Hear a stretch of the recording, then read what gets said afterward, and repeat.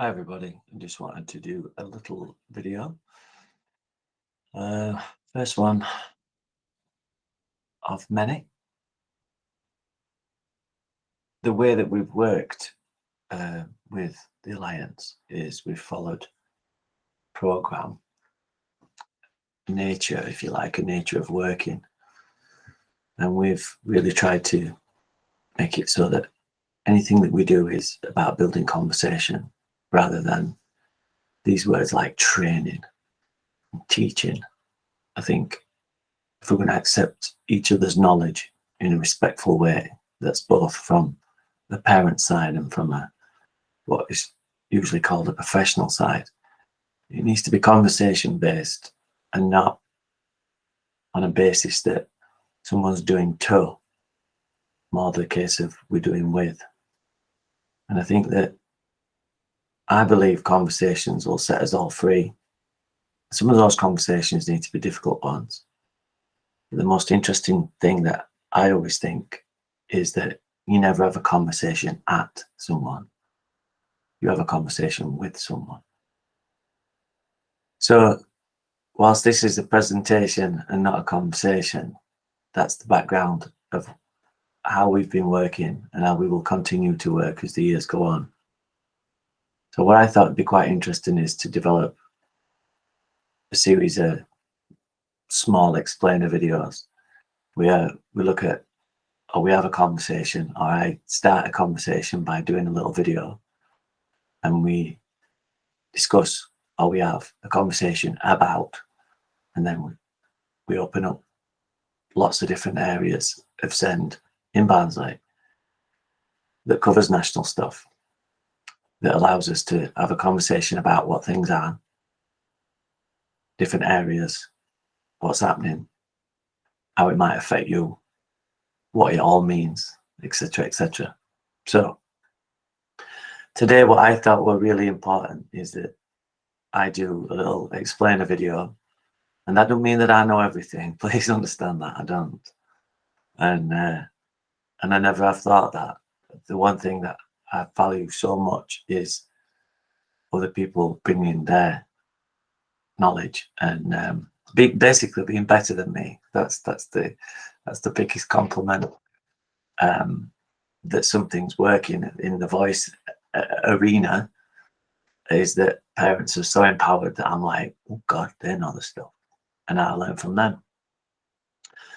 But what I do have is I have a certain amount of knowledge and a certain amount of understanding to get a conversation started and maybe infill, or certainly go and research stuff if other people ask questions. One of the areas that I do consider myself to be an expert or have a level of expertise is my understanding of IAS.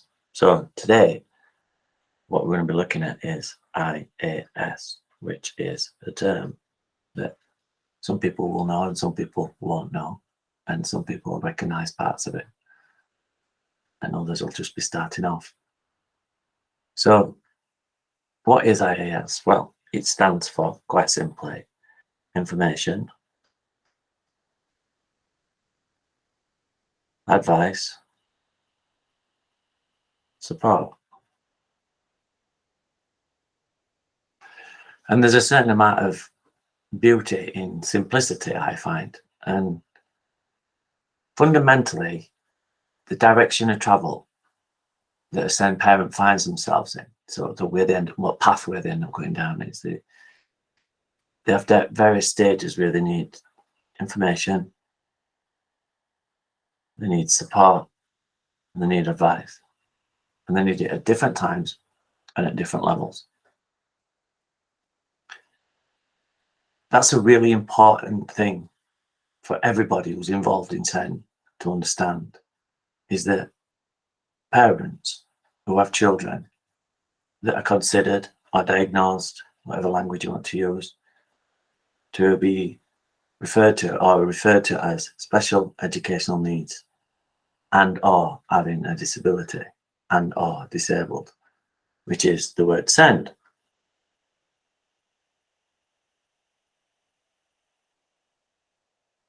So we have the special educational needs, and or disability. And then the most important thing that those families always need is information, advice, and support. Now, what you might notice is it's spelling SENDIAS. Just SENDIAS is a service. And that is fundamentally why I believe there is so much of a strong feeling, albeit whatever that feeling might be, so much of a strong relationship, so much of a importance placed on our local families and our SENDIAS service is because we are parents of children with special educational needs and or disabilities, and we are always requiring of information, advice, and support to move forward. So what we've had in our town for a lot of years up until this year, 2022, is we've had an outstanding SENDIAS service. And what happened is it's a little bit of a problem. And I'm going to tell you why I think it's a problem. The problem is that this IAS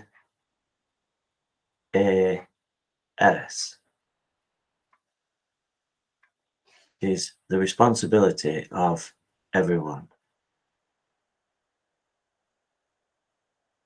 Okay? And what I mean by everyone is in some regards, parents do need to take some responsibility of how they glean or get, or how they empower themselves, or how other parents empower other parents to be able to get information, advice, and support. But in the most part, what I mean is all stakeholders who are delivering a SEND service have a responsibility to IAS. Because at the point of them delivering their service, whether that's a general practitioner, a GP, whether it's a mainstream school or a specialist school, whether it's a camp service or it's just going into A&E, any service,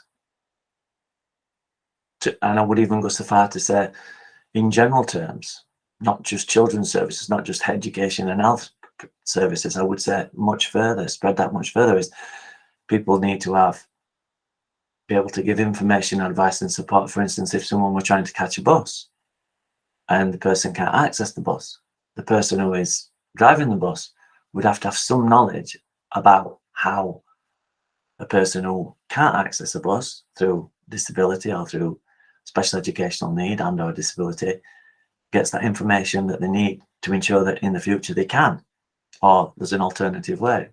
But we don't want to go down that route. We want to stay more focused on children's services. So what we've kind of had happen in Barnsley is we've had some difficulties with SEND services, which resulted in almost a year to the day since we got the result through that Barnsley had failed its local area inspection. And I understand that the language of failure is not said, but I see it as a failure, and I think that that language should be used. But that's just my opinion. So since a year since then, those issues, most of those issues were identified in our local area inspection. But one of the key things that we saw in that local area inspection is we saw some things that were highlighted as being positive. And just get rid of this. And one of the things that was in the second paragraph of what was really good about our area was our SENDIAS service.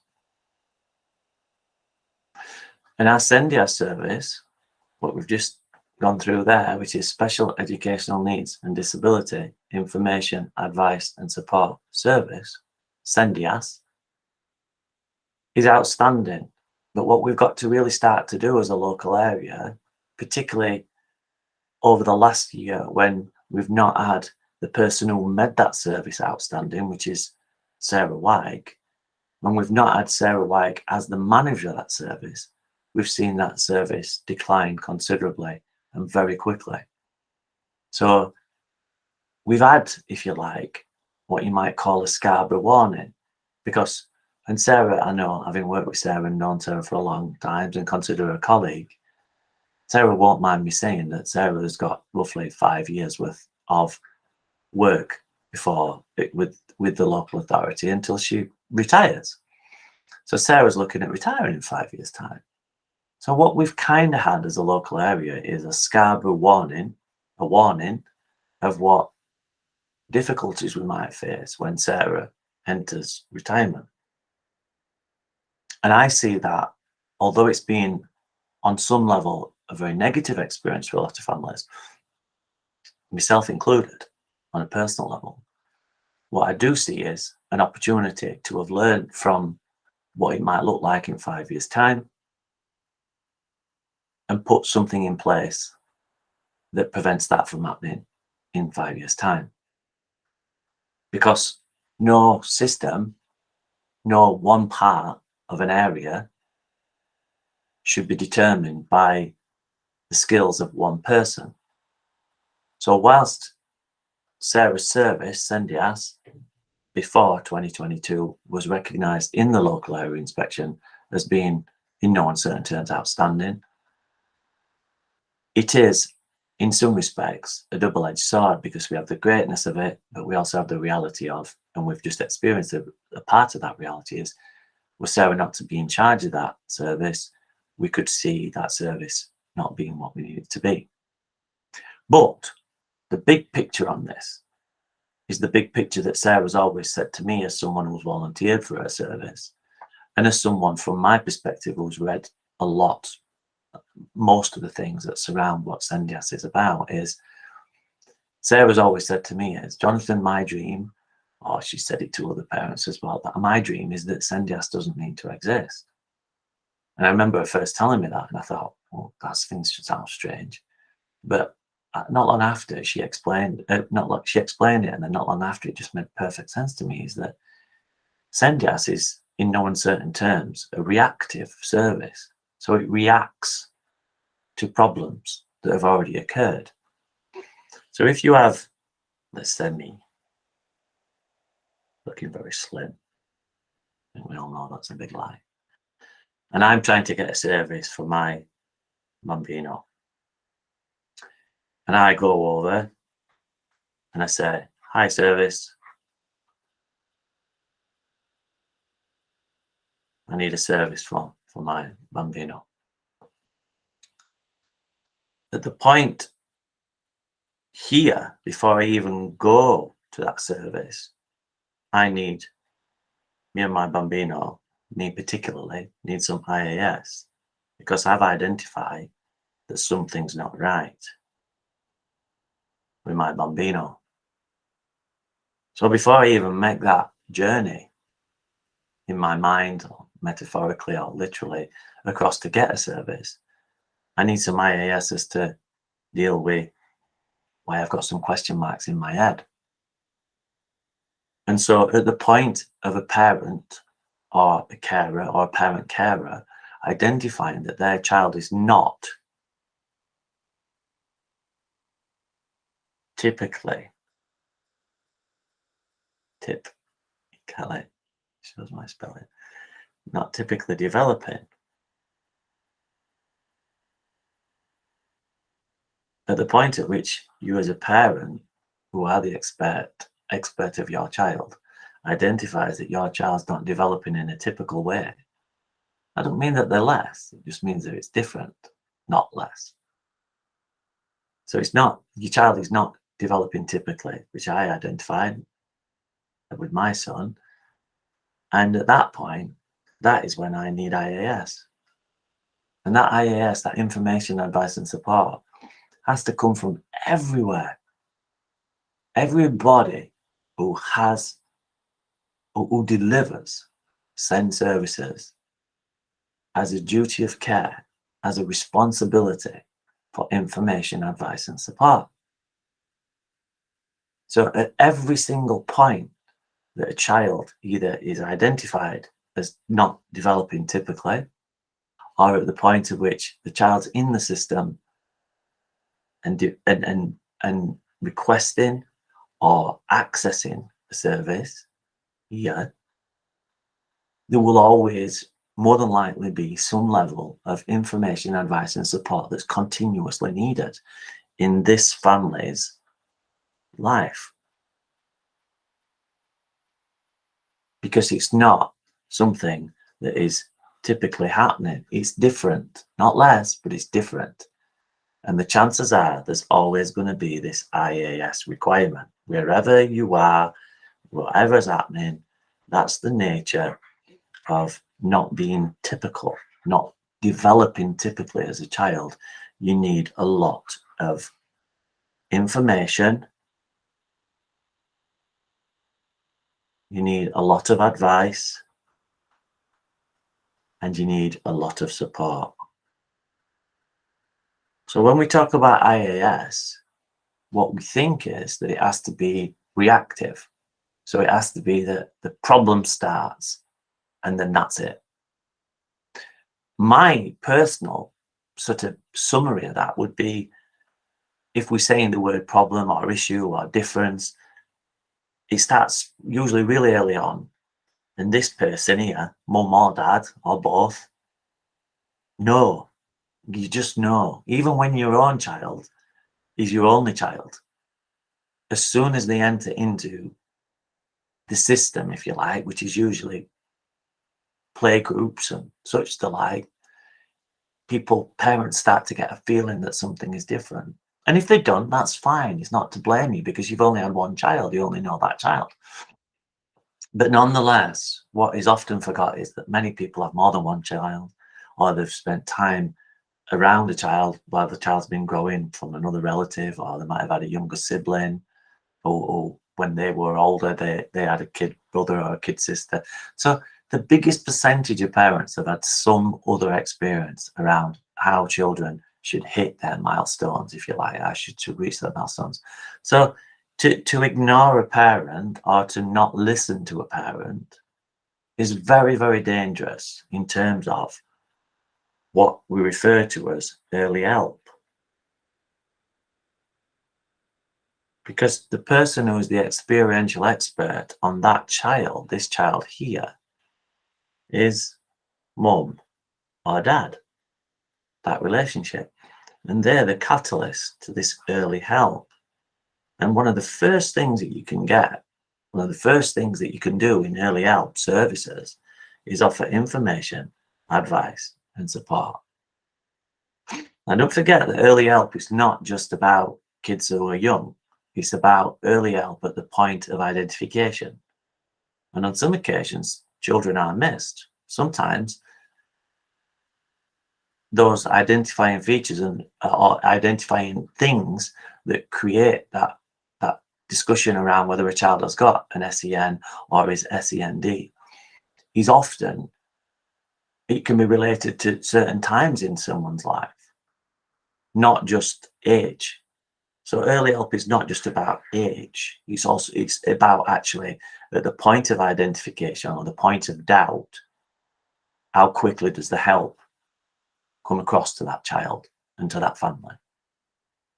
So when we consider where IAS is and what it is it should be, excuse me, just one moment.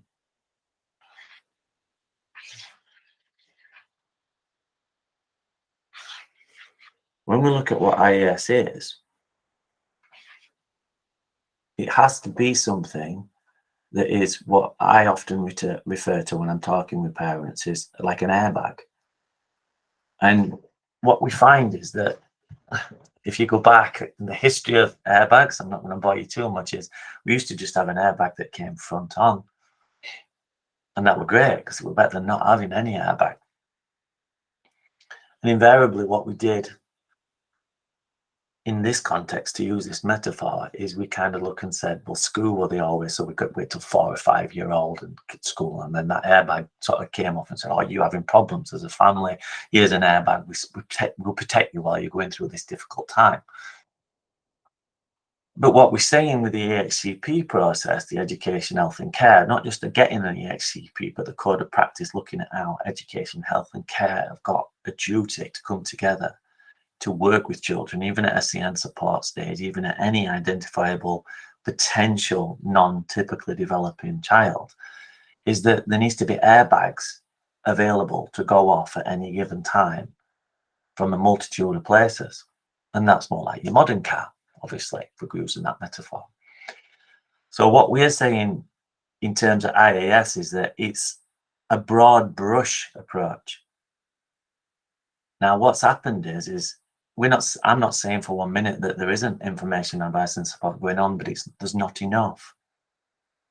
And IAS is everyone's responsibility, particularly the services.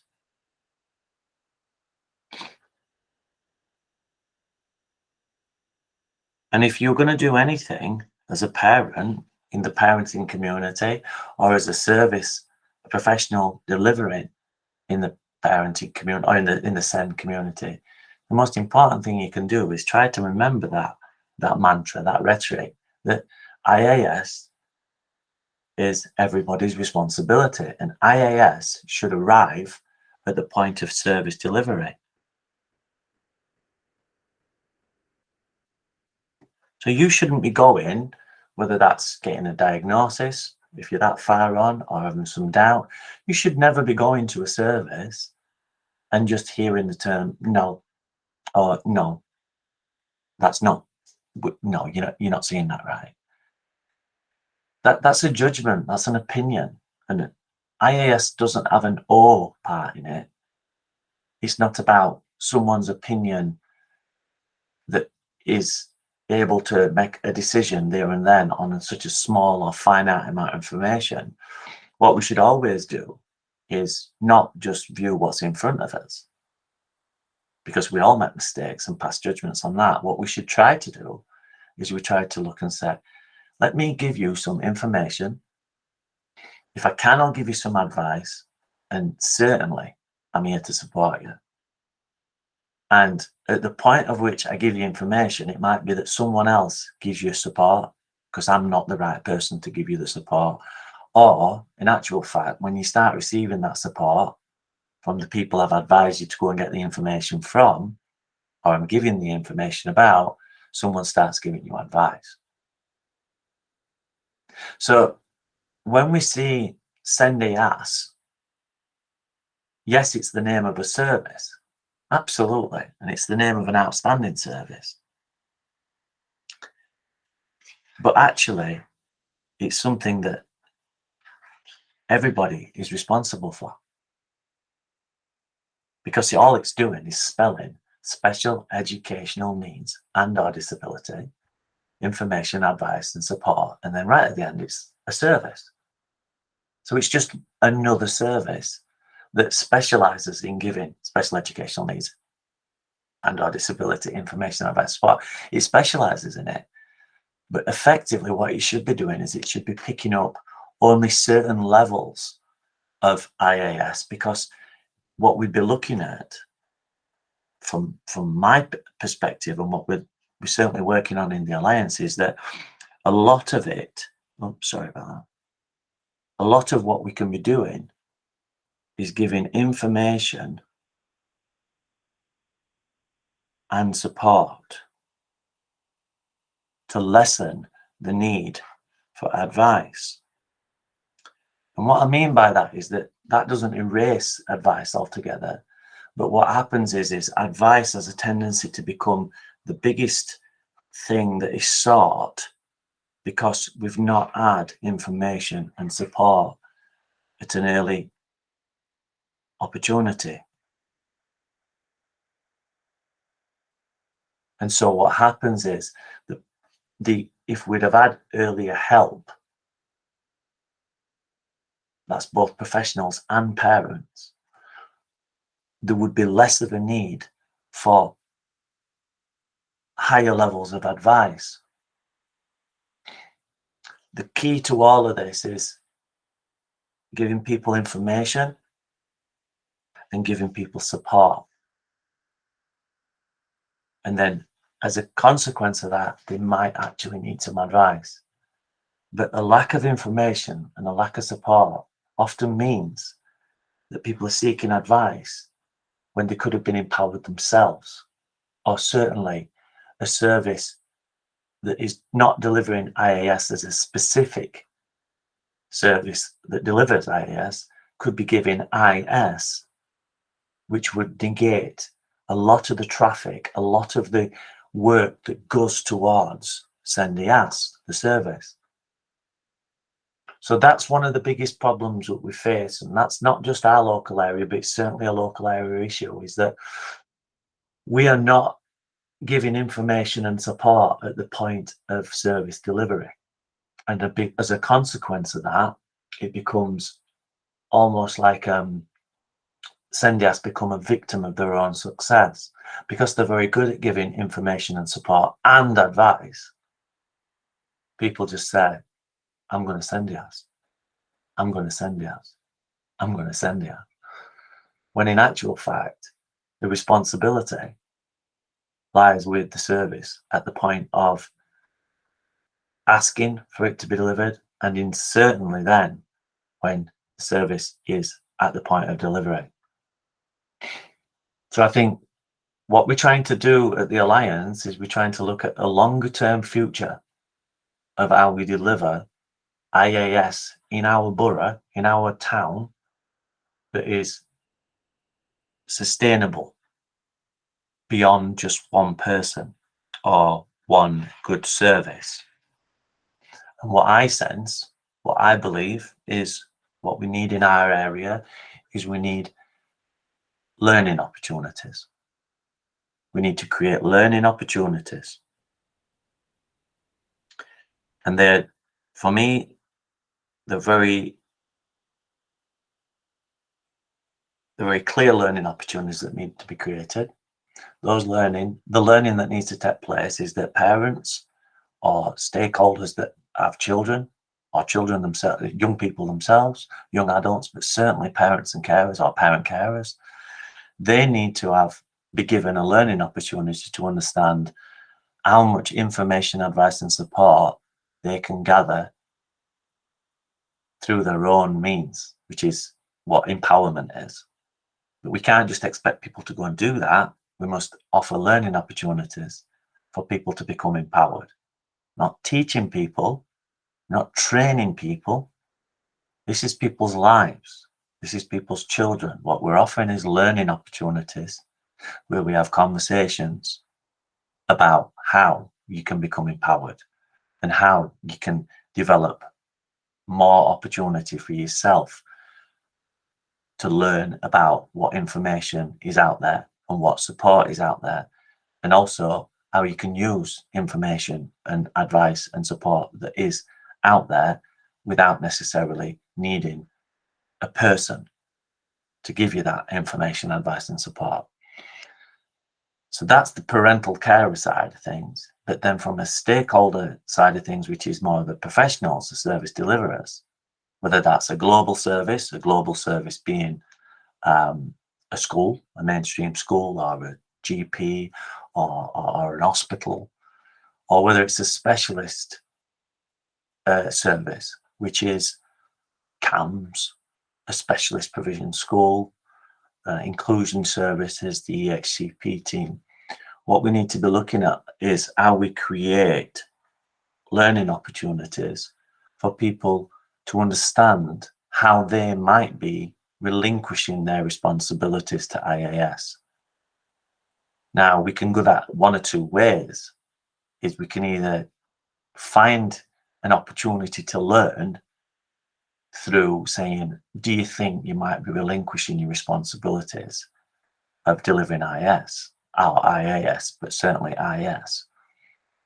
And we can go down a learning opportunities route, or we go down a route eventually, which leads to parents becoming upset and groups of parents, developing campaigning groups to prove that people are wrong, or individually parents having a voice in the complaint system, or in the mediation system, or in the tribunal system. My preference as the chair of the Alliance, with the team a wonderful team that we've developed, is that we create those learning opportunities that are proactive, positive, and we start to look at where IAS should be being delivered much earlier, and looking at the fact that IAS is everybody's responsibility, and looking at the fact that if people are relinquishing their responsibility to IAS, then there has to be levels or layers of accountability. That doesn't have to be about going to complaint or going to tribunal, but the layers of accountability that allows people to learn, and for it to not be necessarily that you're saying they are failing. It's about saying they're not doing it to the level that they should be. Can we upskill people? So we have this culture in SEND nationally where there's a belief that SEND services can upskill mainstream services. But what is not happening is that culture is not being reversed, where SEND services are not recognising on some occasions where they could be upskilled, and where they may need to readdress what it is that they are not doing that could help and support the SEND system in the local area. So it's not about being critical, but it is about identification, and it's about being able to say to people, this is an area of weakness. This is an area, or more to the point, this is an opportunity to develop a strength, to grow, to get better at. IAS is one of the biggest problems in our local area. Not giving or not receiving IAS at the point at which it's needed, at the level at which it's needed, is growing and exacerbating so many more problems in our town. So that's just a short video. I'm not sure how long it is, that video, but what it is it's about looking at what IAS is. And I'd love to think that people would watch this video and maybe comment below about the things that they think, whether they agree, whether they disagree, how they could change it, how they believe that things could be changed. But like I said, we do, and we have had, but we do have, because Sarah's back now, so I'm very confident that Sarah will raise the standards of SENDIAS back to a level that is befitting of where we're at now. I'm not saying it'll ever be the same again, because things are changing nationally and locally. But nonetheless, I think we'll have similar style of SENDIAS service, because it will be managed by Sarah once again. But nonetheless, things have to change, because SENDIAS has become too heavily relied upon by our service users, us, myself included, because there has not been enough IAS given at the point of service delivery. So let's enter into a conversation about how that changes and what solutions might be available. So I really appreciate you tuning in. And like I said, please do comment if you want to get into this discussion. And I will be doing another video about IAS and looking at how a parent carer forum, in this case what we call ourselves the Alliance, how we can start contributing to that delivery of IAS in our local area, and get back to creating more capacity through volunteer parents, or through parents that are paid small amounts of money, or reasonably paid for small amounts of hours worked to fit around their lifestyle. But that's an exciting development that we're moving now. So again, once again, thanks for tuning in, and please do click on the next video when it's available. Cheers.